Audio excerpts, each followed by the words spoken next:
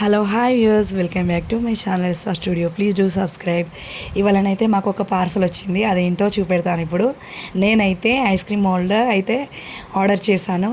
So అదైతే ఇలా వచ్చేసింది. చాలా చీప్ కాస్ట్ అండి, 120 రూపీస్కే నాకైతే వచ్చేసింది. ఇప్పుడైతే సమ్మర్లో చాలా యూజ్ అవుతుంది మన ఐస్ క్రీమ్స్ పిల్లలకైతే చేసి పెట్టడానికి. సో నాకైతే ఒక చిన్న ట్రే వచ్చింది. ఆ ట్రేకి అయితే 6 హోల్స్ ఉన్నాయి. ఆ హోల్స్లో పెట్టడానికి 6 కప్స్ వచ్చాయి. మనం ఐస్ క్రీమ్ అయితే మన స్టిక్స్తోనైతే ఐస్ క్రీమ్స్ పట్టుకొని తింటాం కదా. సో ఆ స్టిక్స్ బదులు ఇక్కడనైతే మనకైతే ప్లాస్టిక్ స్టిక్స్ వచ్చాయి. మనమైతే ఏవైనా ఫ్రూట్ ఐస్ క్రీమ్స్ చేసుకోవాలన్నా, నెక్స్ట్ మిల్క్ ఐస్ క్రీమ్ చేసుకోవాలన్నా, మనమైతే ఐస్ క్రీమ్ చేసుకొని అయితే ఇందులో పోసుకొని మనమైతే డీ ఫ్రిడ్జ్లో పెట్టుకుంటే ఐస్ క్రీమ్ అయితే రెడీ అయిపోతుంది.